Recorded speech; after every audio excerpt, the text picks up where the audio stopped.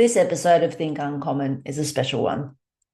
The man that you're about to meet is named Andrew Walker, an everyday guy who was living the perfect 10 out of 10 life until in Christmas 2024, something went horribly wrong. An ordinary day, nothing planned, nothing expected. Except Andrew's life was about to change and he had no idea.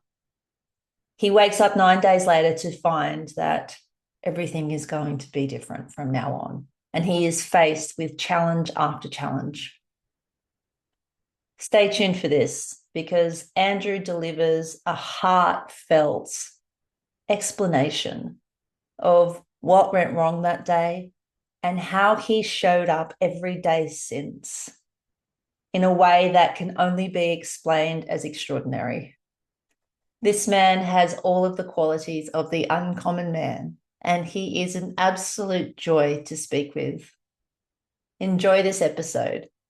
I know that you'll want to like it and share it as Andrew gives us a heartfelt testimony of a tragic circumstance and how the choices that we make absolutely define the experience that we have, no matter what the circumstance.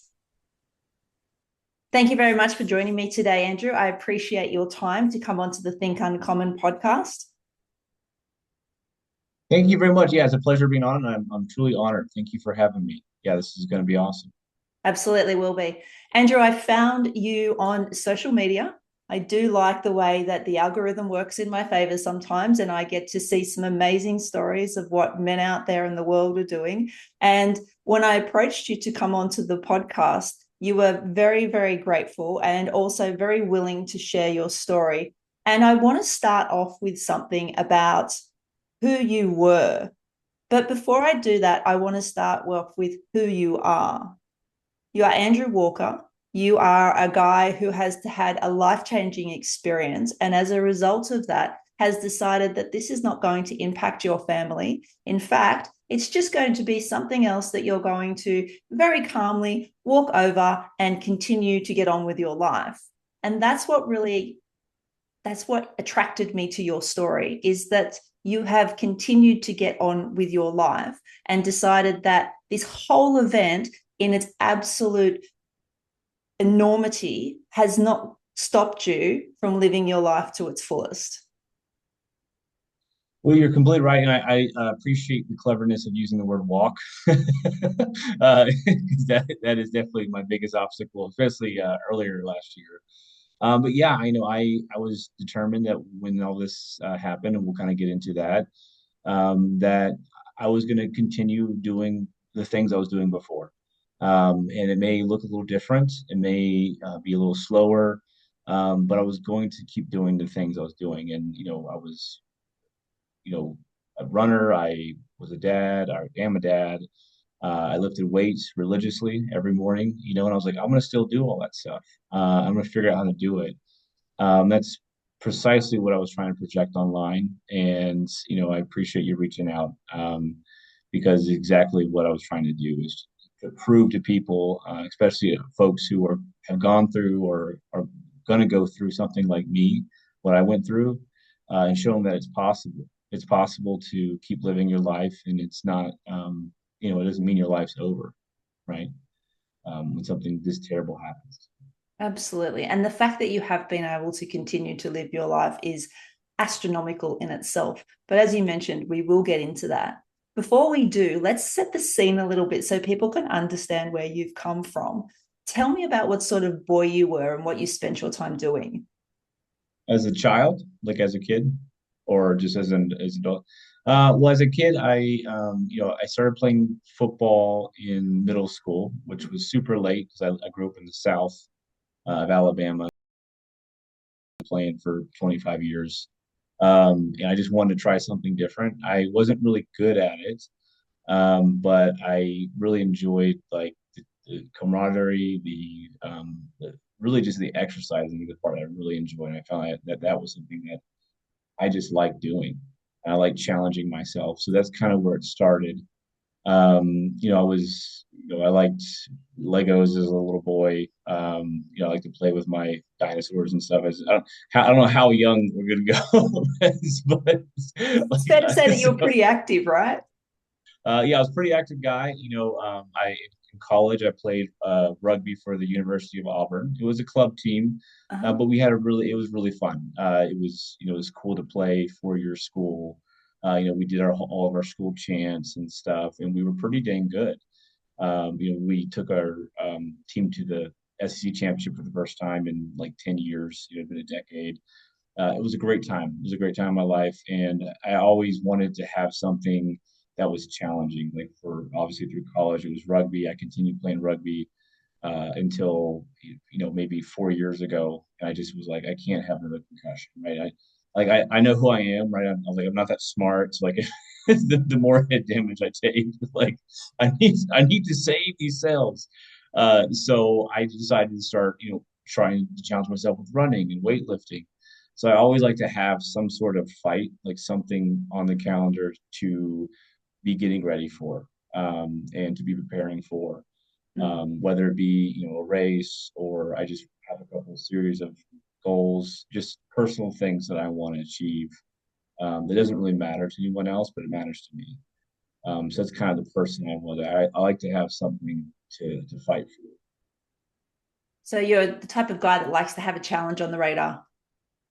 Something, yes, something to challenge myself, no matter what it is. And it's been different things. It's been, some races. It's been weightlifting. It's been rugby. At an older age, that's a challenge when you're in your 30s, trying to, be a weekend warrior. Wait until you I hit do your 50s. yeah, I knew this guy that was like 65, and he was playing rugby, and he was just amazing. And he was 64 actually, and he retired from rugby at 64, and then 65 he passed away. So like me and the guys were like, you always got like you Wondering if there's a can't correlation there. like yeah, you have to have something. Yeah, like you gotta keep fighting. There's actually a Because lot that's of what it's all research about. about that for people who retire because they have no purpose anymore. They've got no Yeah, challenge left in their life. They just fade away. There's a yeah. quite a bit of research out there to confirm that as fact nowadays, to the extent where that's one of the reasons why people are retiring later. Because Yeah, because otherwise, what am I going to do they with my keep time? going. Yeah, I don't know absolutely. how many of my customers are they're physicians, and they retire, and then I end up seeing them like they never I see them more when they're retired Yeah. than I did before, because they just keep going. But I think it's important, obviously, like with the profession, but like for me, like it has to be something physical. Like there has to be Mm. something that's physically challenging my body, or I just don't really feel, right. And it's gotten to the point where I don't even feel fully awake in the morning unless I've had some sort of exercise in the morning. Like it's right at like 5 or 6 a.m. I do something, I do anything, just move. Like on the weekends when I take a day off, I'm just like I feel like I'm in a fog all day. I don't know if that's how you are too, but I've seen some of your Today's stuff actually my online. rest day. Yes, I can completely Yeah. understand that. Body feels a little bit different, brain feels a little bit different. Yeah. Yeah. Yeah. You feel a little foggy, right? Even the Yeah. coffee doesn't quite hit as hard.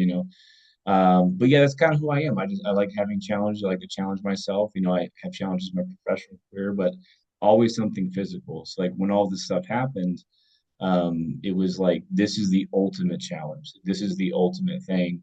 And I spent years as a physical therapist assistant. I did PT with patients, a lot of them with amputations and stroke, just you name it. And I always thought to myself, like, could I, if this happened to me, do I have the mental fortitude to to push through it? And it's incredible how life gives you that. Like, because it's a thought I had a lot of times that as I was doing therapy and trying to work with different patients. And it's weird. It's funny how life works, and it gives you the opportunity. Like, okay, well, you've done this for years and helped people. Can you do it? And it was, yeah, it's just strange. It's just strange how that flips sometimes. Kind of the case of be careful what you wish for. Yeah, well, I mean, I wasn't wishing for violence, but like, It's like I yeah, but wanted yeah, a challenge. Maybe I yeah, should have been a little bit more you're, specific. yeah, maybe I should have like define what my challenge was, like, maybe a marathon or something. Is that So yeah, definitely that's something in that? that's kind of who I am in a Mhm. nutshell. Okay. And that's how I approach life. Excellent. So there's a couple of key words in there that we'll come back to later, one of which being fortitude.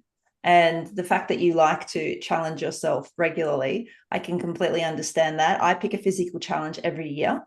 And I'm actually looking for my one in 2026. A friend of mine, he suggested that high rocks might be enough for me. But my response to that is it's not hard enough. It's not long enough. I'll do high rocks as well as something else because there's something in being able to constantly challenge yourself and prove that you can do something harder. Yeah, no, definitely. And I have a lot of friends doing high rocks too. I've thought about doing that. You know, for me, you talk about challenges, I decided to revisit something I've done in the past, which was a mountain run. It's called the Rut. It's in Montana, in a city called Big Sky, and it's over a mountain peak. And I've done it two times before, but I'm going to revisit it this year, just like yourself, finding something to challenge you, something on that calendar. I'm going to do it again. And I was like, okay, well, I've done it two times before as an able-bodied person. Let's try to do it as someone with no right leg and see if I can still do it. And, like I still have trouble like going down steep hills. So, like, this is like the enormity of this task Yeah. is kind of daunting, but it's also really exciting. Like the past couple of days in the gym after I signed up for it, I'm just like really going at it. Maybe too hard. maybe like I'm Is like, there oh, such it's a just. thing? I mean, the trainers will always say back off, don't push yourself too much. But then again, you'll get Oh, the I other don't trainers buy that that. won't. I mean, everyone's like, oh, you don't want to overtrain. I'm like, just, like I mean, I know we like Goggins a lot, but like, just train for like, just go out and try it. Everyone's worried about overtraining, but just go out there and push. And I feel like if you present your body with a stimulus, it's going to adapt. Like it's eventually going to have to adapt. So that's kind of how I approach training. Now it may not be science based, like it may not be the best formula, but I'm just like, okay, if I just push it and push it and push it, it's gonna have to do like it's gonna have to respond. Well, I mean, if we look at And the Goggins 40% rule, that's pretty much what it confirms, doesn't it? That at the point where your body wants to give up, it's actually only 40% towards its capacity. And if you think of, for instance, special forces training in Australia here, in order to get into the Army Special Forces to even be considered, you have to go through 21 solid days of oh wow, ongoing selection process. At any time you can tap out, and at any time you can be disqualified, but it's 21 solid days continuous of oh wow, absolutely anything. So your nervous system is constantly wiring, you're in constant fight or flight. And then on top of that, you're sleep deprived and physically pushed. So when we're talking yeah, about what we can do versus what we do, I think the Goggins rule gets proven so many times. And what you've been through here definitely is a testament to the validity of that. yeah, no, definitely. And it was something early on that was probably I would say probably the annoying thing. I mean, my therapist and my support, everyone in my family, my personal life has been overwhelmingly supportive. But the thing I got annoyed with was you don't want to push it too far. You don't want to go too much. Like when I got my running blade in July, and again we'll kind of unpack this story later. Um, like I was on it 5 days in a row, and and I went to my prosthetist. His name's Caleb, and I was like, I got all these sores. He goes, well, how much have you been using? I was like, every single day. Like every single day I'm around this thing. Or I couldn't even walk with my walking prosthesis. And my friends were like, maybe just take one day off, and I was like, So no, you're you very need much a don't 10,000 wait guy. hours. I have it now. I Sorry. want to do it now. What am I waiting for? Yeah, like I have something where I can run. I'm gonna run again. I mean that's my goal. Like last year, my goal was just to run again. I was like, I'm going to run again before the end of the year. Mm-hmm. And I did it in like 3 months. Like by July, I was already running with the running blade, and I found out like a rudimentary way to run with my walking prosthesis, which people would tell me like it's not designed for that. I'm like, I don't care. Like, what if my kid falls in a well?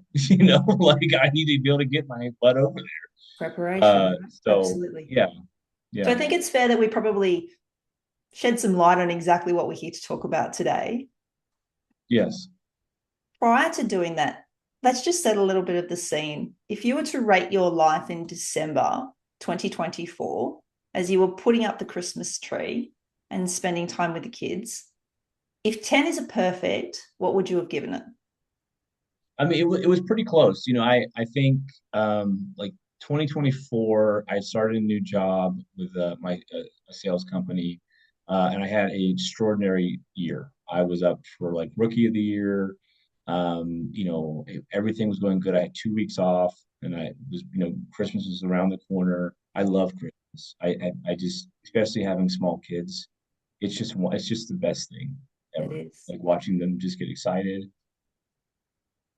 Everything was perfect. Everything was perfect. Like physically, that Christmas Eve, I like went. I did a 295 bench PR, and I could hang clean like 225, and then I ran 3 miles. And I was like, I am just like 2025. I'm gonna get all my. I have everything lined up. I was a big dude of like 224, or sorry, 240, and I was ready to go. Yeah, I was. It was perfect. It was You had perfect. Everything plans. was perfect, and it was literally like the crescendo of just years of hard work trying to get a better job. I got the job. All the hard work in the gym. Everything was perfect, Perfect. and it just got slammed. Like it got ripped And it was from like monumentally slammed, right? I mean, you it cannot was. have a quicker whiplash than yours. So, talk us through Yeah, what happened. We're in December 2024. You've got a 10 out of 10 life. You've got a beautiful wife. You've got beautiful kids. You've got boys running around. You've got one in the cot. Everything's busy. You've got 2 weeks off. You've just won Rookie of the Year. You're I, PRing I at didn't the win it, gym. but I You're was nominated. nominated. You're Yeah. PRing at the gym. So this is a 10 out of 10, right? When we look at everything, this is what a 10 out of 10 looks like. And then something happened.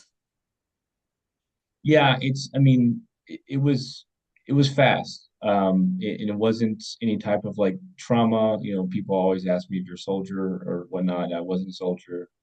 I was putting Christmas presents under the tree. We're getting everything organized, and my right heel just developed. It was just at first it was just a little bit of pain, and I thought maybe, hey, I stubbed it on a rock or Mm. something. And it kept getting worse. It got to the point where I couldn't put weight on it.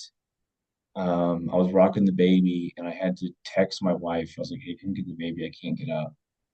And it just kept getting worse and worse. And then I tried to go to bed, and the pain was so bad I couldn't sleep. I started vomiting.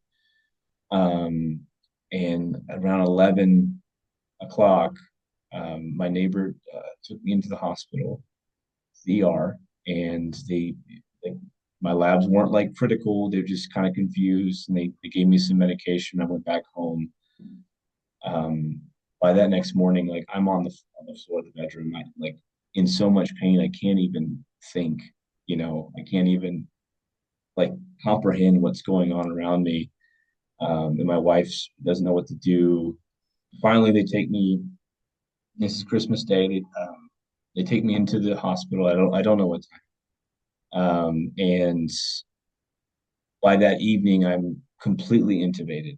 Heart failure, lung failure, or everything. Every machine that I was dead, but machines were keeping me alive.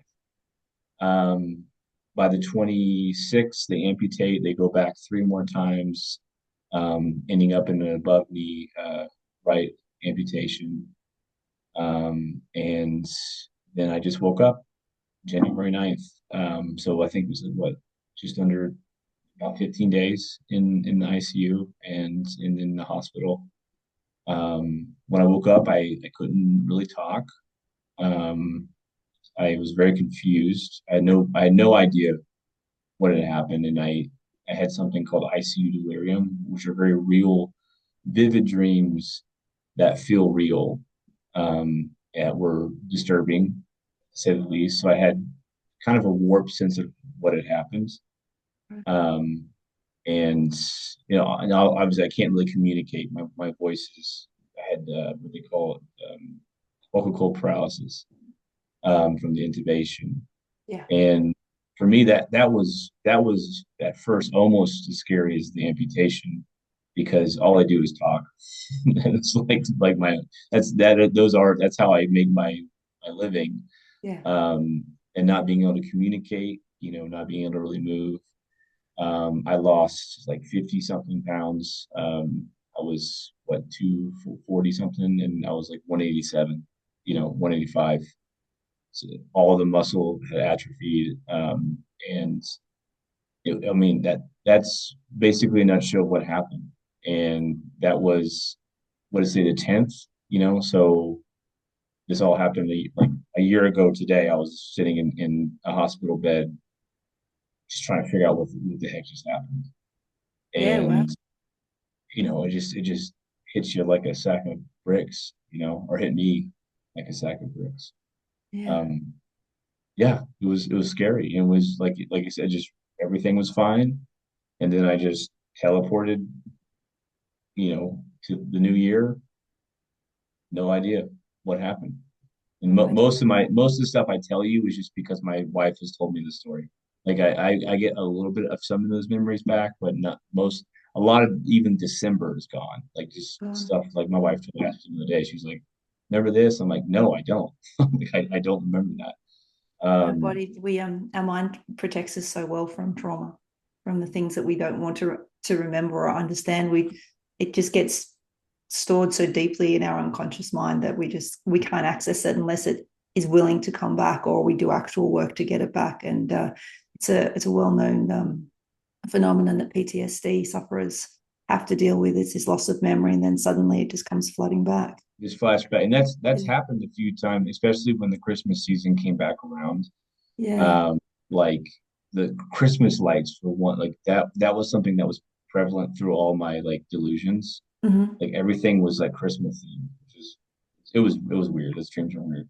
So like seeing those again kind of like sparked into like, oh man, you know, like this is coming back a little bit. But yeah, that's basically what happened. It was completely out of nowhere. We had family all fly in. I'm completely unconscious. Parents, I come from Hawaii, from Kentucky. A friend of mine flew in from Auburn, Alabama. And they're not Uh, expecting you to make it, right? no, no, it was bad. It was toxic shock syndrome is what it's called. Mm-hmm. From strep A, which is a strep A virus that had somehow circulated into my heel. There's a 50% mortality rate with this disease or Wow. whatever. I don't know the actual medical classification for it, but it's a 50% mortality rate. And the doctors, one of them, they told my wife, they were like, it's not day by day, it's not hour, it's minute by minute. Like it just every second. So she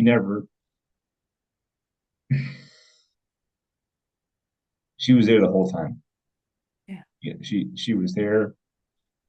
Like visitor hours didn't apply, and she didn't eat. People had to make her drink water. It was awesome. She was and she was just, I mean, she was she was getting after people too. They told me a story later on. They were like, the nurses would have to brief the doctors on my wife. They're like, all right, the wife's in there. Make sure you have all the answers, because if you don't, she's gonna get mad. I have a And feeling that I so might have been that person when my daughter had major surgery as a baby. I that's saw the awesome. nurses You want talking to that the person. doctors and pointing at me, and I'm thinking, yeah, I'm probably that person. She was yelling at, and like the stuff that she was just getting after about it, she was Yeah. right every time. She was like, take his foot. That way you don't have to do it above knee. You can just do it below knee. And everything ended up being like she was spot on. Like she has some medical knowledge. Right. She's also a PTA. And she was like, I know what this looks like. I try to get this going. And I mean, they're trying. They saved my life. Like that, the ICU team was amazing. Like they didn't. My ICU doctor like didn't stop looking at the monitors for like 2 days. He just sat there and just this one doctor. Like usually they see several people. He's just in my room, like just watching. It was yeah, it was incredible, and all the people that came in, I was just when I learned about this later, I was blown away. You know, just all these Yeah. folks kind of just came together. Um, but yeah, It so brings up a really good point, Andrew, about the importance of the relationship between a husband and a wife. And we talk a lot about women submitting to their husbands, and there's this perception of letting go of control. But at that point in time, when you're not able to take care of yourself, she becomes the person that's your representative. And the fact that she had the confidence to be able to make that recommendation to the doctors and say, just do that, that in itself is a sign of immense courage and a very trusting relationship that you two would obviously develop before this even happened.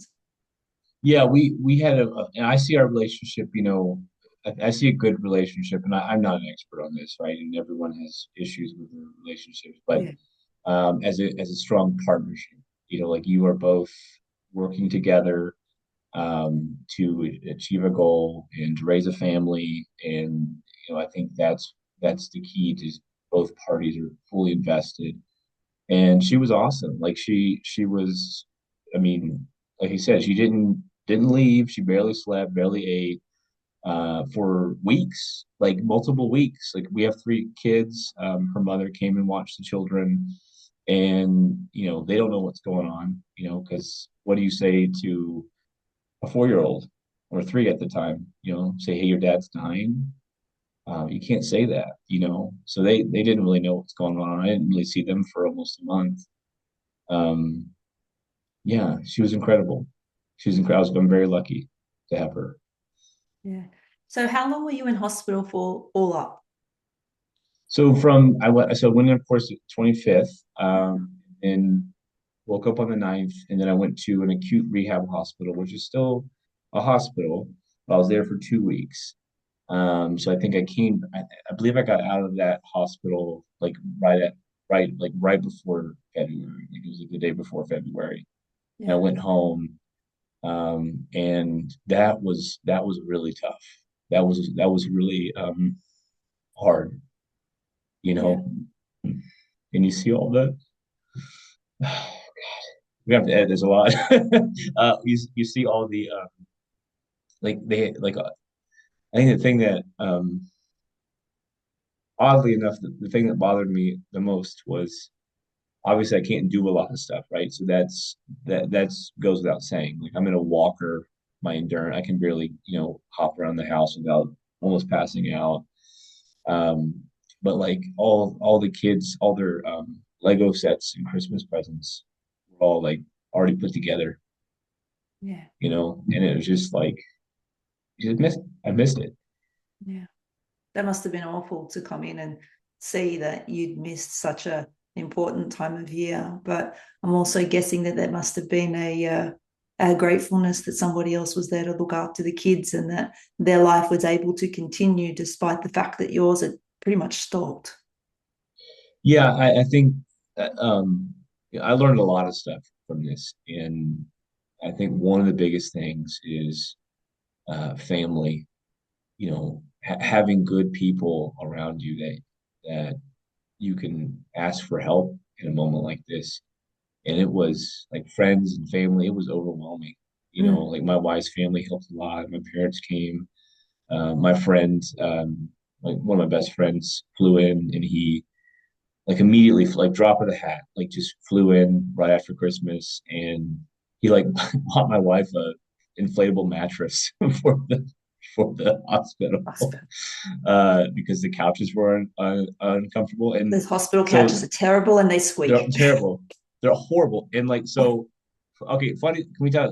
We'll talk about. We'll break the ICU with a funny story. Okay, so my wife, while I was in the ICU, she's trying to sleep on this couch, and I'm like hooked up to everything. Mhm. And she goes, I guess this is payback for all the times you had to sleep on the couch when we had the three boys, you know, because I would complain about the couch.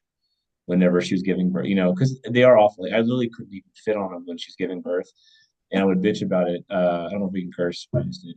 I would complain about it.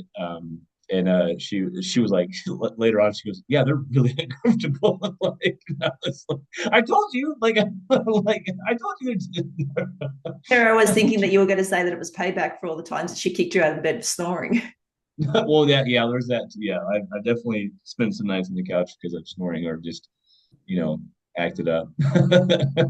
So that must have been huge for you to come home. You don't remember leaving the house. You've got this huge gap in your recollection. Your body has changed. You've got all sorts of psychological effects playing in your mind right at this current point in time. Did you doubt your ability to be able to show up as a dad again the way you had before the accident? Yeah, Yeah. yeah. I was a pretty active dad. Like we go to the park, I'm chasing after him. We're running sprints, Yeah. where I play these games with my oldest son. I would play soccer with him, and I mean he was getting and my 9-year-old's fast, so like it got to the point where I had to like just knock him over if she's like, 'cause I'm like he's too quick, and like that was gone, just like ways I like, in for me, your dad's your first superhero, right? And it it meant a lot to me, my kid, because I was a decently strong man, and I could pick them up and throw them.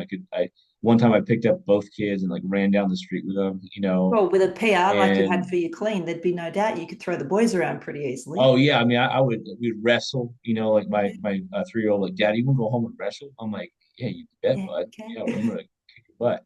And so there was a huge like concern. I'm like, this is a big way that I bond with my kids. Like I wanted to like, as Dax got older, my oldest son like go out and run sprints with him when he's playing soccer and coach all his stuff Yeah. and being active, and like we take him on hikes. We go up into the mountains, into mountain lakes, and go swim, and like all these things that made life worth living.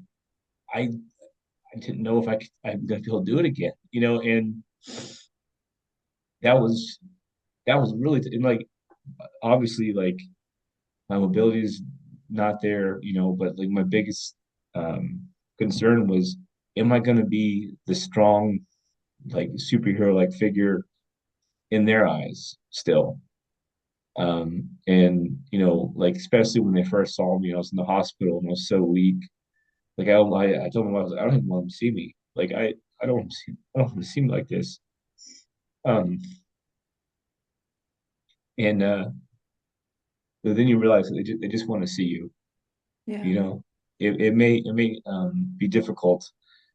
I think especially for my oldest son, because my middle son was just like the most optimistic little person in the world. Like he was stoked. Like he was like, Dad's gonna have a robot leg. This is gonna be Cool. awesome. Sweet. He's I've like got the RoboCop in my cyborg. house. Yeah, this is crazy. Like he was so on, and my voice was like I had been smoking cigarettes every day for 48 years, and so it was like really gargled. And then when my 4-year-old saw me for the first time, when going back, he said he sounds like Batman. So so That's right. he was like, Daddy's Batman. The suit is awesome. So it was, and that was actually, that part was very helpful for me mentally, just how positive the middle one was, about it. Obviously the older one can understand the situation, the gravity a little bit of it more, and he kind of understands it's going to be a little bit different. But the 4-year-old's just overwhelming optimism like helped me a lot. Um, as from that 3-year-old mind, just You've got to love innocence, right? It has its place. It's a shame that we yeah, lose so no, much of it as it was adults. refreshing. It was refreshing. As a refreshing take on it. Very much so. So Aspen, your wife, she was obviously taking care of a lot of things while you're away, and she had the support of her mother, as you mentioned. But at some stage, normal life needs to resume. How did you go about doing that when you're coming home and you now have a walking frame and you need to effectively learn to walk all over again? Plus, you're going through your own psychological and mental challenges while you get used to this new version of you. Yeah, I think that was probably the hardest and darkest moment of the last year was going home and then reacclimating, and then like understanding that this wasn't just about me, like because we have three kids, a baby still not sleeping through the night, and like I realized like I don't have the time. Like I don't have the time to get over this. I need to get over this as quickly as possible and continue being a partner to my wife and a husband to her and a father because it takes a lot of work to raise three little boys. And along with all the house tasks that she needs help with. Um, I needed to get back to work. It was very different. It was a very, very depressing time, just not being able to do things where everything was like just going to get like, you know, bringing my plate to the dinner table is now this like mission impossible, where I'm like having to figure out like, okay, I'm gonna put over here, then hop over here, then put over there.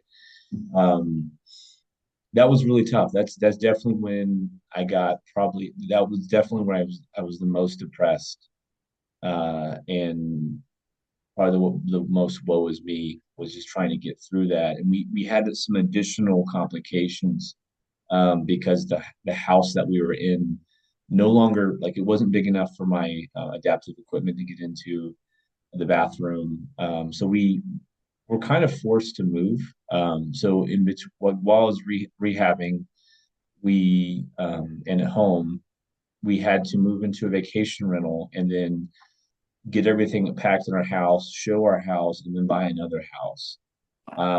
So it was just this living hell where I'm not even in my home. I'm in this like vacation rental, and we're packing up this house, and we're getting the kids to everywhere they need to go, and I'm trying to learn how to just move around again. And you know, if you ever bought and sold a house, like that alone is its own. We could do a podcast about the trauma of that. like it could just be Yeah. about that part of it, and it would Especially when you're be the only parent and the children are small and they want to play yeah, and with they're their things and small. they're asking you, in what box did you put it? And you're like, I don't know, it's over No there. idea.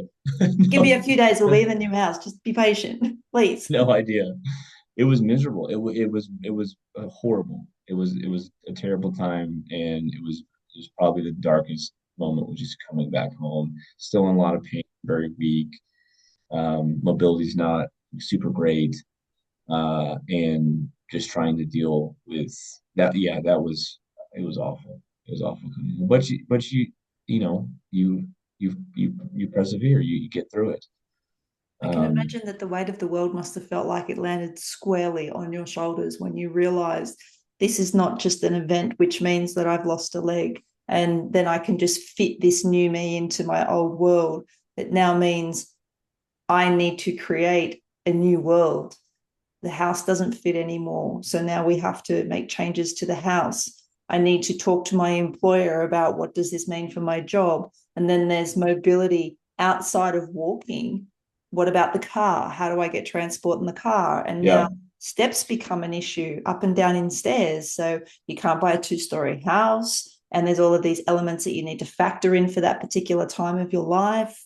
Did at any time you feel like that this is it, it's not going to get any better, I'm stuck with it, and I'm just going to sit in this space of inevitability that things are going to continue just to get worse? I did get. I mean, I would like to tell you that no, like I was fine and I just pushed through and everything was great. But no, I was very depressed. It was very dark. Every night, I got super. I'm not really an emotional person. Like I don't like, tear up very often. But it was like every single night I was just bawling and crying about just how terrible this was and all the stuff I couldn't do. And mentally it was a dark place, and I mean, I never got to the point where I'm like suicidal or anything like that, but it was difficult to really accept what had happened to me, Mm. and like why it happened to me. I Right. wasn't doing anything. I wasn't, not that anyone who like rides a motorcycle or anyone deserves this. I'm not saying that, but like I was especially not like putting myself in any position where I should have lost my leg. I was just sitting at my house, and it was a lot to process. I know a lot of people early on were like, you got to process the trauma, and I just always I've had a lot of qualms with that because it doesn't really seem like it doesn't make like what does that mean? Like when you said process the trauma, what does that actually mean when you like what think about it? I don't know. I just like for me it was frustrating because people are like, you got to figure out how to process trauma. I'm like that doesn't mean anything. Like you don't like not to me anyway. Oh, well, I mean, You're if just you saying haven't been this. through something that significant before, then how are you supposed to know how to process anything? And I like the Yeah. fact that you actually said that you cried, because that is a way of the nervous system processing out of the body.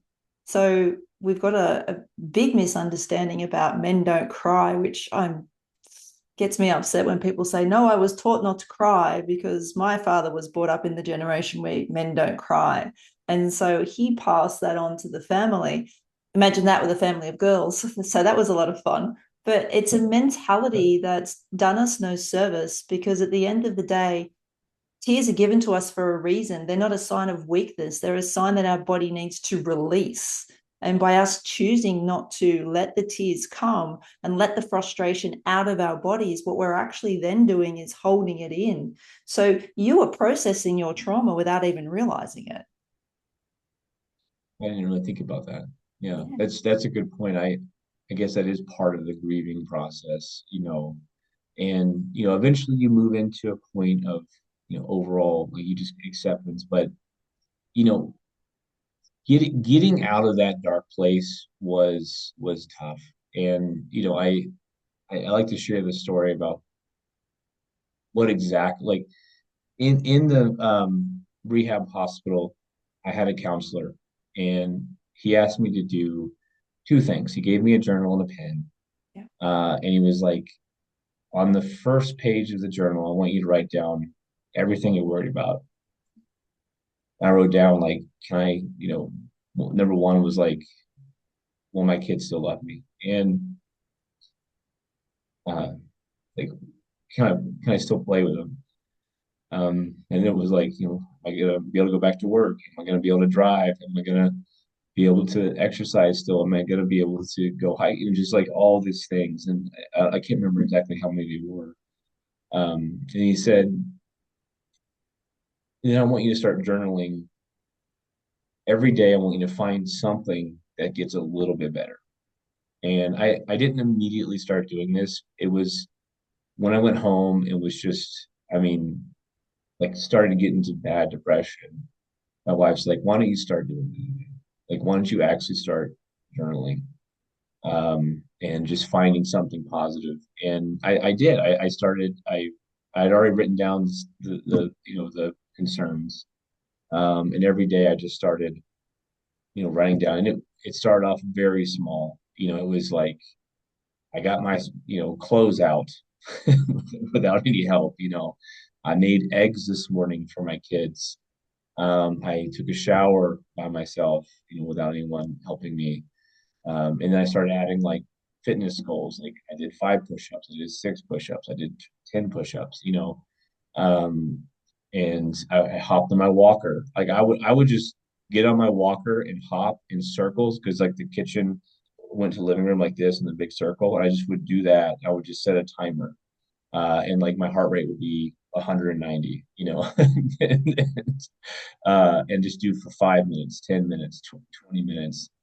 And then it started to get to the point where there was almost like a small amount of excitement every day to see, okay, what new challenge can I do today that I didn't do tomorrow that gets me a little bit closer to what I want to do. And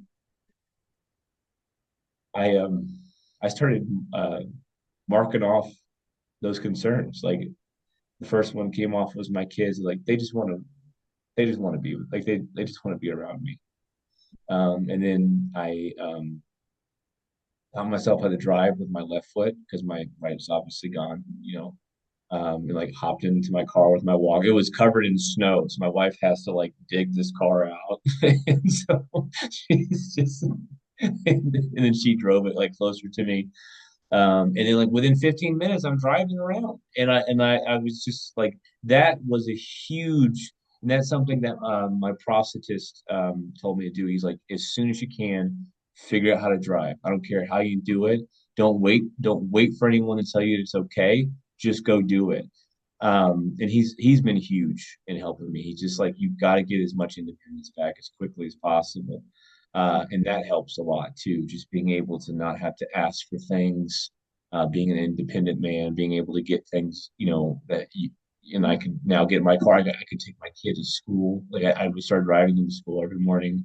It was awesome. And I would hop into the gym. Like there was a little gym close to my house, and I would just, just like slow, like it's like February, because it's in Montana, just ice everywhere. I'm just like, Snow everywhere. Yeah. hey, can you hold the door?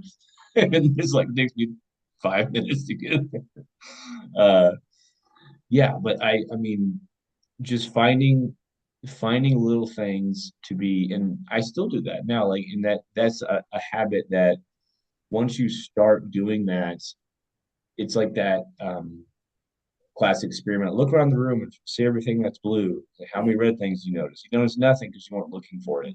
So once you start looking for it, you start actually finding those positive things. Mm. And even when everything sucks, like everything is horrible, your whole life is shifted, just finding positivity. And I watched a little bit of not I didn't watch all of it, but I watched most of the one with Trunis, Mm. and he talks about that positivity is one of the Yeah, P's. And I really absolutely. connected with that a lot because I was like, that is, and it sounds so like, I don't know, like it sounds like it's too easy, like what's the secret? Like We just want some take big the long next step. explanation, right? We want the hack, but it has to be attached to a long explanation with steps. And then when somebody comes in and says it's actually just as simple as 2 millimeter shifts and expanding 1% every day, just be 1% better than yesterday and focus on the things that are good.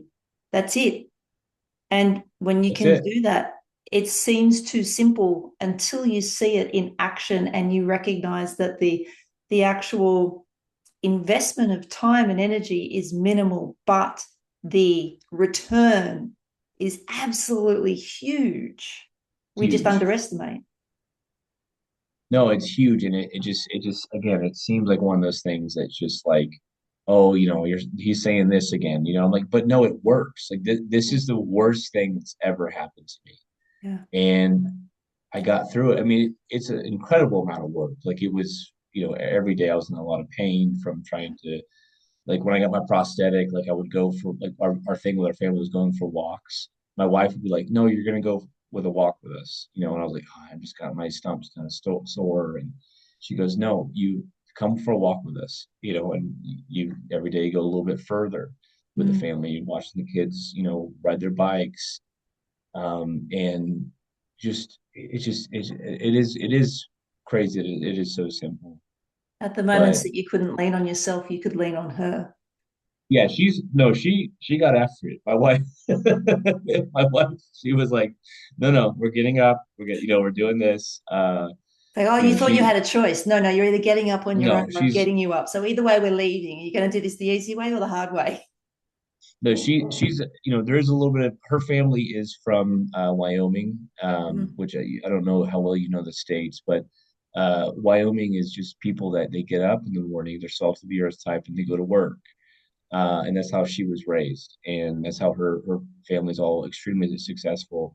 And she has that same attitude, and it was, sometimes I was like, "Come on, man, I lost my leg," and she was, but it was the Yes, it was so the perfect. It was. It was the perfect person. It was the perfect mentality for what was going on with me, and it helped me. It additionally helped me get to where I needed to be to when I got the prosthetics, because that's a whole different. Learning how to walk on a fake leg is difficult. Like I can't even it's shocking. imagine.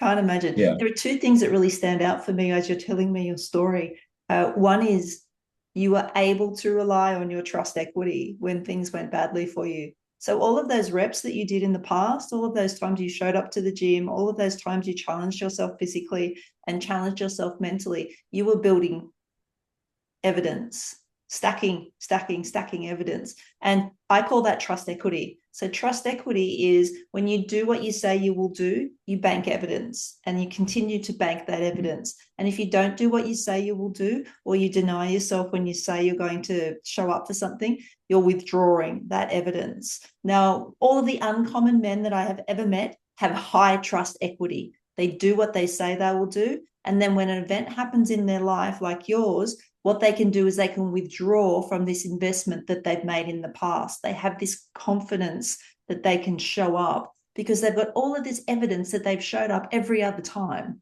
And so you yeah, can fall back on that. And in your case, you also have what's called a pull energy. You're not focused on what's happened in the past. You're not sitting there in self loathing, sitting there thinking that this is it, my life's ruined, I'm not going to go anywhere, I'm not going to do anything, I've destroyed my wife, I've destroyed my family, woe is me, poor me, why? You've used a pull energy towards a future you to be able to keep going and utilize that momentum. Now, Viktor Frankl talks about the life that we lead is largely led on the basis of the meaning that we associate with our experiences. You could just as easily yeah, have associated the woe is me, I did something wrong, and spend your life searching for the thing that you did wrong that led to your amputation. But instead, you gave this a completely different meaning. You looked at the trust equity that you had, you pulled and withdrew, and you were future focused.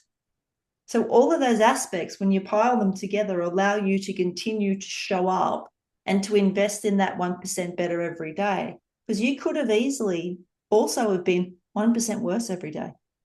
yeah. It could have gone the other way, and I I I can't remember when you're talking. It reminded me of a quote. I can't remember what I think it was from Atomic Habits too, which we read that for my job, so it was Yeah. kind of top of mind. And there's well two things. Atomic Habits. I think it was Atomic Habits. You fall to your habits, right? So I already had like that discipline to I'm going to go to the gym no matter if I don't feel good. I'm going to get to work. I'm going to do something physical every morning. That was already there, you know, Yeah. and it's what's interesting to me is that it only becomes that only becomes like exceptional and inspiring like when I've lost my leg. Like It now doesn't I mean have people, anything until then, right? Until you need yeah, to no, actually like utilize it. Yeah. people don't like I get I mean told at the gym like, oh man, just hey, good job just being here, you know. I'm like, nobody said that when I was when I had two legs, you know. But this is just me going back to getting back to work. Like the first couple of days of the gym when I would hop in, I'd put in my earphones, I'd take my pre-workout, and I would hop in the gym listening to like David Goggins yell at me, or Cameron Haynes, or just whatever motivational thing that, you Yeah. know, just yelling at me. The other thing is something that I think it was David talked about visualization, where like he says in one of his one of his interviews, he's like, I've already seen it. You know, I've Yeah. already seen myself going across the line at the Moab or whatever race it was. So for me early on, I was I visualized myself running with a running blade.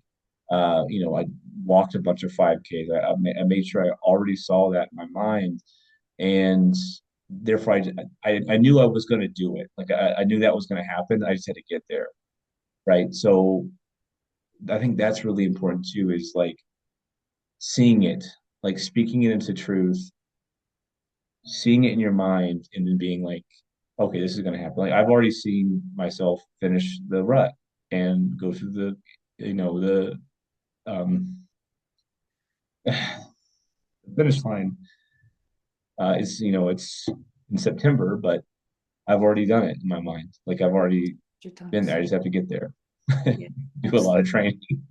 Absolutely. And the fact that you're spending time in visualization, most people spend their time in the physical aspects of the preparation. They don't often spend time in the mental. And I'm so glad that you've already tapped into the visualization and the power of it, because everything is connected. And if we spend time on our bodies and not our mind, we create a disconnection. We're not using this whole powerful force that we have behind us of the human body, mind, heart, and soul. But when we connect it all through cohesion and coherence, we are absolutely unstoppable. And I'm a firm believer that for those people who plug it all in, that's when you see extraordinary, inevitable results, because they're tapping into everything that's available to them. And it works a That treat. is, You've seen it so many times, right? I mean, we both follow Goggins. Obviously, he's a huge inspiration. The man's crazy on a whole other level. But the fact that he's been able to achieve what he's been able to, running Moab recently again, and yeah, just I saw gets that. out there Yeah, and doing did it. it Yeah. again. Just gets out there and does it. And he doesn't need to prove anything to anyone. He's just proving it to himself. And I think that's the key. It's all about how you feel about you in order for you to get up every day and do more and get curious about, well, if I went for an extra 1% today, what does that look like for me? If I decided to run the rut in September, what does that look like for me? And then Yeah, actually just laser focus on that end goal and say, right, I've decided this is what it looks like. And we're just going for that. yeah. Huge differentiator when we're talking about successful people versus people who choose to settle. It's a massive differentiator right there that you've just talked about. But let's talk about briefly what this means for you. So you were told that you're not going to walk properly for a while. The doctors, with their well meaning advice, have given you some information on the basis of statistics of the past, clearly not having any idea what sort of mentality you have, and suggesting that here's the timeline of how you can expect things to happen. So, what was their timeline versus what you actually ended up doing? Well, so I was told, and it's not just one person. I just got general like expectations for someone with an above knee amputee, right? Mm-hmm. When you lose your ankle and your knee, you're losing obviously two major joints, Yeah. and the amount of um, like organ damage I had. I was on dialysis when I first got out of the hospital. I continued that for a couple of weeks. Severe muscle atrophy, heart issues. Like I was on so many medications for heart, mentality. They were like, it's about a 9 month, you know, process of, well, 3 months just to get your leg right. So for your residual limb to heal enough to start to bear weights, it's going to be about 3 months for you to do that. I was like, that's not going to work. I was like, nope, nope, don't like that. And then in about 9 months before you're going to walk, either with a crutch or unaided, with a cane or something like that. And none of that worked for me. Like I was like, I don't, I, I remember we knew specifically being in the rehab field, we knew the prosthetist that we wanted. We knew the guy that was most reliable, that was good at his job, had a good demeanor. And while I was in the hospital, I said, hey, would you, I sounded terrible. I was like, would you mind coming and visiting me? We can just talk about this process and get it started. So he visited me in the hospital, and I looked at him. I said, listen, man, I'm not messing around. I need to get back to work. I have 3 kids. I have a job. I'm the breadwinner. I'm not effing around. And he he was like, hold on, because Whoa. at this time I'm like a skeleton of a person. I've got this huge swollen limb with still has stitches in it, right? And I have these. I'm really poor sight, so I have these really thick glasses on. I still have like catheter for dialysis in my chest. Oh, And he wow. goes, okay.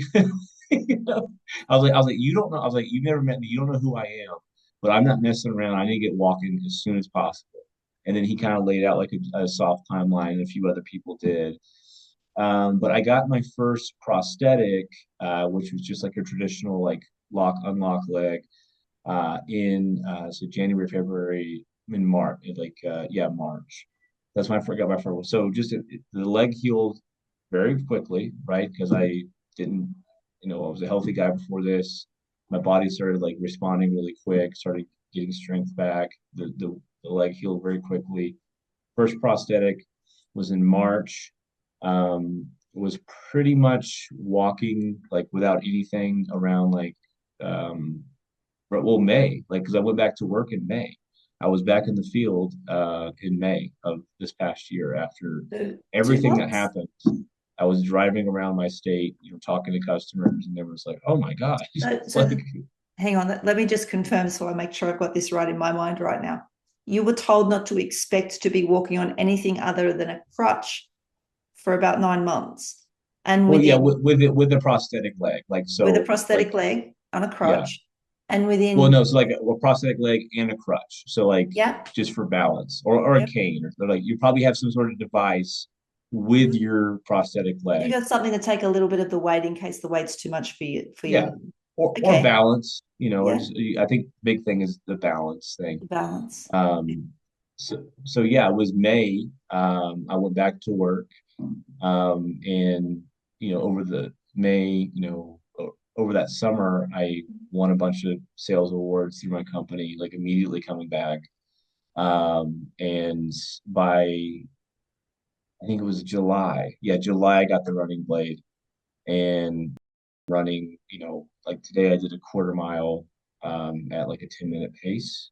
Mm-hmm. So that's the stuff that gets me really excited. Like every day, I got done running today, and I ran like several different like intervals, but like the one continuous was a quarter mile. I'm like like I'm 1/4 of the way of a mile at a 10-minute mile pace.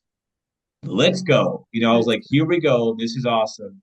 And that's the stuff you when you find those little bits of improvement, like this time, like I Yeah. used to run 8-minute miles for 4 or 5 miles. Like I can't compare myself to that person anymore. But this is extraordinary. Like I'm running around on a little paper clip, like going, it's just you have to get excited about those things. You have to get really pumped up and just really celebrate those things. Because then I'm like, what is it going to look like tomorrow when I get back Yeah. out there? I'm guessing Yeah, that made it it's onto your list of your 1%. Something that was 1% better than yesterday. That would have yeah, definitely it made it definitely to the made, list. yeah.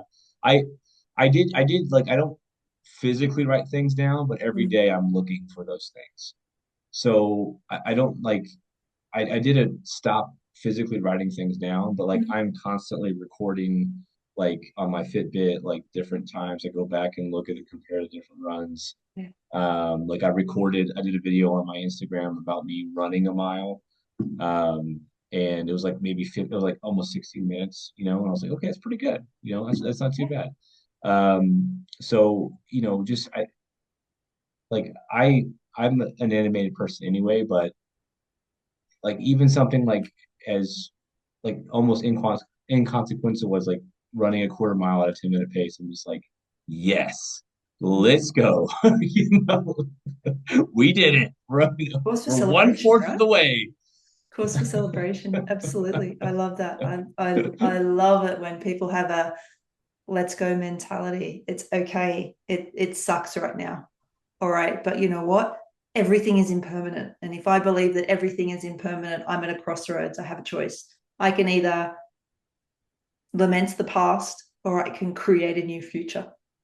And Yeah, that's the benefit of looking at everything as an impermanent situation. It's impermanent because it can change at any given moment. And because of that, you can sit in that moment and be grateful for the fact that it exists, but also understand that if it's one of those horrific moments, like when you woke up from hospital, you also have the hope that this is not permanent and something else is around the corner, something better is waiting. yeah. And that mindset will absolutely direct everything that you experience in life.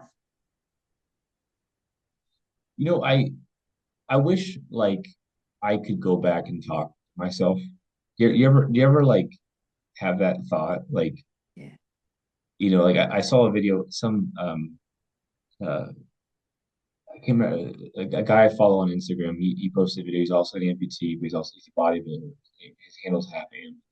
And when I was in the hospital, I saw a video of him where he was talking to himself, like in the hospital, Yep. and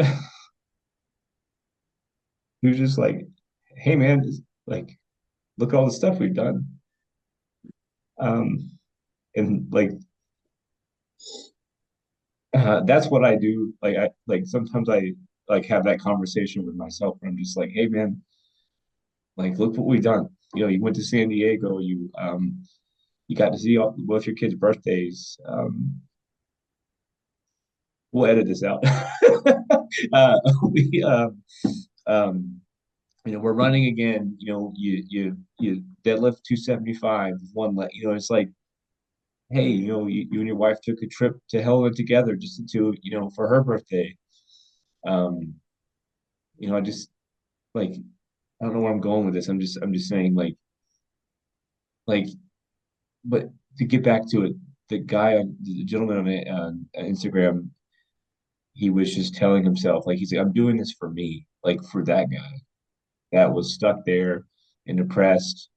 I'm doing it for him to prove to him that like life's not over. Like it's gonna get better, and it's you're gonna push through it. It's gonna be hard. It's gonna be difficult, but you can do it. Um, yeah, yeah. Yeah. Sorry for that All good. uh, Perfectly reasonable. And digression. perfectly reasonable. You know what? Stoicism is very often is quite often mistaken for a lack of emotion, and so people think that because we have this particular view of life that we're not allowed to be emotional. When in actual fact, emotion is what makes life life. And Yeah, our ability to express emotion is so unbelievably important to how other people interact with and understand us. So honestly, don't ever apologize for it. So no, I just I wanted doing this with you. I wanted to make sure that I was as real as possible with and this I appreciate it. and let the emotions get out and Yeah. made sure that it was clear like this is a devastating thing that happened to me, Yeah. and to actually feel that, have your audience feel that.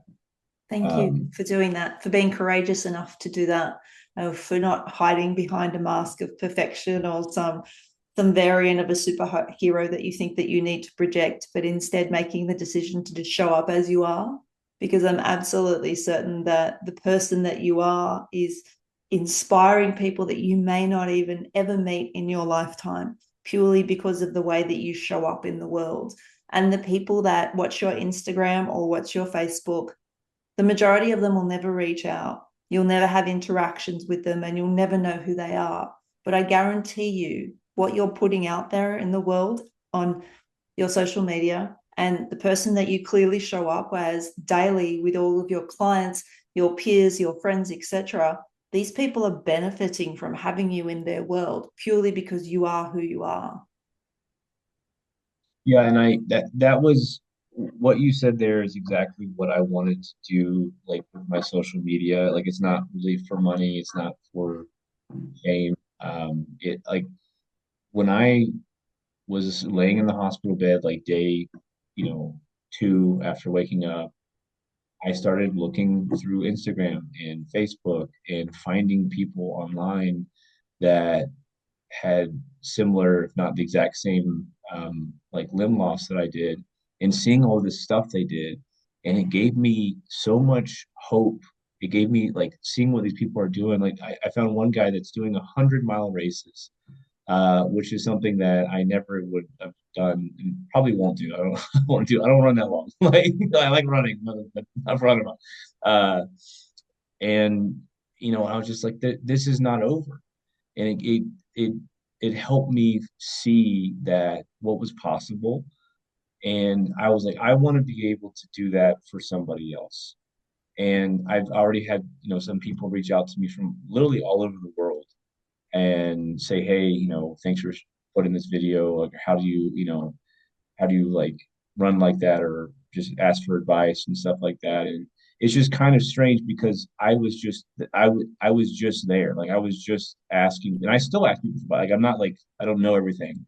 But I was just that person like 6, 7 months ago where I was like interrogating people and saying, hey, thank you so much for making this video. Um, you know, and I would ask them questions about it. And now it's already kind of flipping where people are asking me those questions. And it's a wonderful community of people with amputations and disabilities. They're really open to helping and supporting each other. Um, yeah, and I feel like it's going the direction I want it to go with just being able to pay it forward, so to That speak. is so, so good to hear, Andrew. Just to know that everybody's supportive and that you've got plenty of people around you that are not just where you're at, they're ahead of you so they can share with you, but also that you're giving back. You're paying it forward to the people that ask you who are where you were months ago. And that's how community works. That's what Yeah, we're here to do, is to share and to grow and to not judge one another, but to say, hey, I have this thing and here it is. I hope it's valuable for you. And likewise, being able to go to a stranger and saying, hi, can you help me with this? I notice you do it. Would you be okay answering a few questions? And while we're open and willing to share, then that allows the community to grow and heal and start to trust again. When without judgment or without any criteria, we just openly go, hi, yeah, here's my advice, or here's the information that I have. It's all yours because somebody gave it to me. yeah. Yeah, absolutely. No, So you've got big plans, not surprisingly. You've got the rut, which you're planning on running in September this year. After you finish the rut, because you and I have just talked about the fact that you will and that it's not going to be hard and you're going to get through it and it'll be fine. Have you got any plans for the next year? Not yet. I think I'm kind of focused on the rut right now. Mhm. I would like to start doing it annually, like running it every year. And the rut has several different like distances available. Mhm. So I'm doing the 11K, which is the shortest one. Mhm. But it's still like I think it's like 5,000 feet of elevation. Like it's still a beast. Yeah. Um, but I feel like that's a good like starting point. And then I would like to sign up for either definitely that race again, Mhm. but do a longer distance, and then maybe start. I think the trail running is something that I've always liked. I think there's something about climbing a mountain when you, especially when you're done, you're just like, whoa, I was just up there, like when I did it 2 times before, like Yeah. you see Lone Peak from the start, and it just looks so far away, and you were just up there on top of it, trying not to pass out. So I think I'll probably continue just doing stuff like that and just become more and more endurance inclined. And, that's something that takes a long time to build, like, the Yeah. cardiovascular endurance, especially after what's happened to me. So yeah, I'll probably repeat the rut and then try to find other races to finish.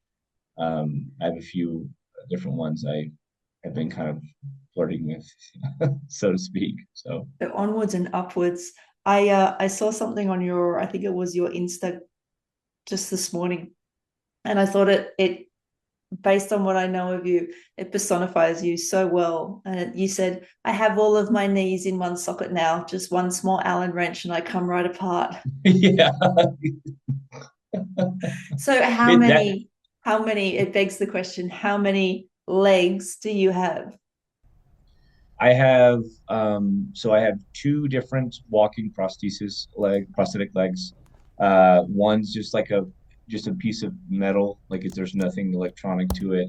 That one I kind of use like to get into the water, like if I'm Mhm. gonna go swimming, that way I can kind of walk into the water. In and out. Yeah. That was my first one, and I use that for swimming, and it works very well because you can the knee kind of works on an unlock lock basis, but you can keep it locked, so I can keep it straight and like then peg Mhm. leg into the water and then just swim. It's worked very Yeah. well.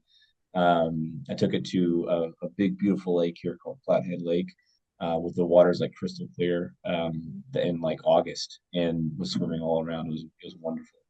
And then I have my second leg is my day-to-day leg. It's called a sea leg, and it's complete, like it's basically a robotic leg. It has a little microprocessor computer in it, so it matches your cadence, and it like will slow down in flexion. It's like when you bend, it slows it down. So it's really good for Wow. like going downstairs or Yeah. going down slopes. And I have two different feet for that one. One's a new foot that I just got. It's like bouncy. And then I have my running prosthesis, which is just a like looks like a little, you've seen it, like a little upside down paperclip thing. Like blade. And that's strictly for running. It's kind of difficult to walk on just because of how it works, and I mean, it's super light. So I have three different legs with one extra foot. I usually keep the running blade at all times in my gym bag, Yeah. with the Allen wrench, which is funny that it's just so easy. Like it literally Yeah. just two turns and the whole thing comes apart. It's just very Just in strange and that out, your ease is one appendage of the can just like best be. ways to accept something. If it's easier, it's easy to accept. And it's only when something's difficult that we struggle to integrate it into our world. So the fact that you've been able to make sure all of the Allen key connections are the same and the ports are all exactly the same size, and you've just got one instrument that you just Yeah. twist. That's innovation and efficiency all in one. Yeah, it's super easy, but I did mess it up. I did put it back together wrong one time, and like the leg was on like sideways, and I like I went to my guy who fixes my legs. He goes, "Dude, this was like I even marked the places. Like, how did you mess this up?" I'm like, "Oh, so like it Still it's learning. it should be foolproof, but it wasn't." Oh gosh.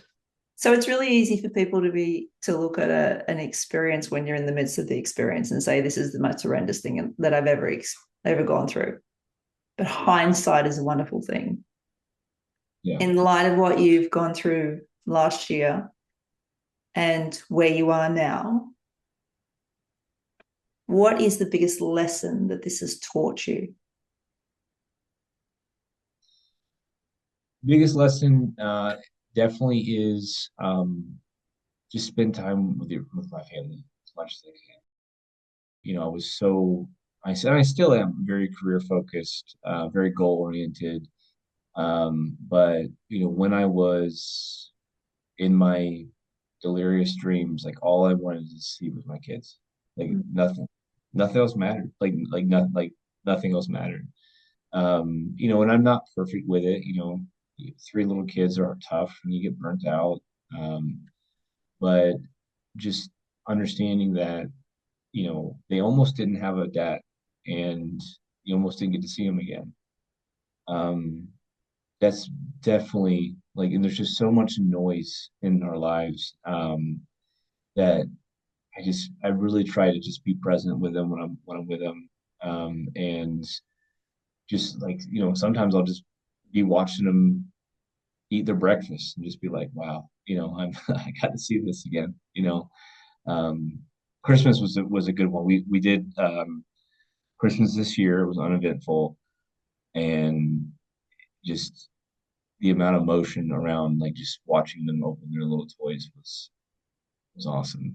Um, After the hell that was the Christmas prior, Yeah. um, it was perfect. Yeah. So I feel good. I like my life is I feel very positive about my life and where we're at, and you still get bummed out every once in a while, but it's amazing how quickly you can grow to accept and march forward with something even as horrible as this. I think that's been because the other day I was putting my leg off, taking it off. I have to plug it in at night, which is another charger. Like it's got a special charger just for my leg. Okay. And I put the leg off, and I like was like watching a show or something on my iPad, and I thought about how I didn't think about that. Like Mm. that was just like brushing my teeth, and like how quickly you can just adapt to something, and how resilient like we are as people, that like that wasn't even like a weird thing Mm. just in a short period of time. Like this is just part of my routine now Yeah. to pop the leg off and go to bed. Resilience is it's quite a skill to have, and it's definitely bred more through adversity than it is through the good times. So as hard as it is to go through things that are difficult, we have to have a level of gratitude for what it teaches us and the people we become after it. Yeah. Yeah, absolutely. So you've got all your plans, everything's sorted out. 5 years time, what does it look like for you?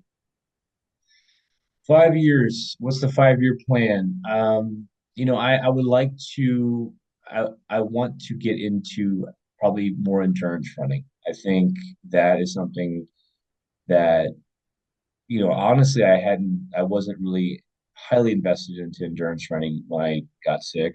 Like I kind of had put that to the side and I was just like really focused on the weights because I still will never stop lifting. I love it. But I think I want to challenge myself with more and more difficult, like long distance races. And just for me, not to win them, just so I can do them and just continue doing those and just see how far this goes, right? Where is the end point? Well, there is no end point, right? Where I'm just going to be pushing toward boundaries that are with no goal, just not no goal, but no end point, Yeah, and just continue just seeing where it goes. continuation. Um, yeah. One final question before we wrap up.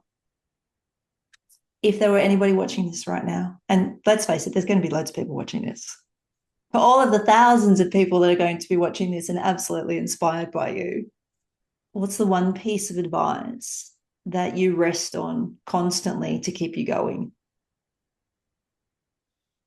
I mean, I know we talked about a lot. Just can I say two things Sure. or just one? I'll let you have Are you two. strict? Two. Um, I obviously just focus on the positive and find something better every day. Everyone has something going on.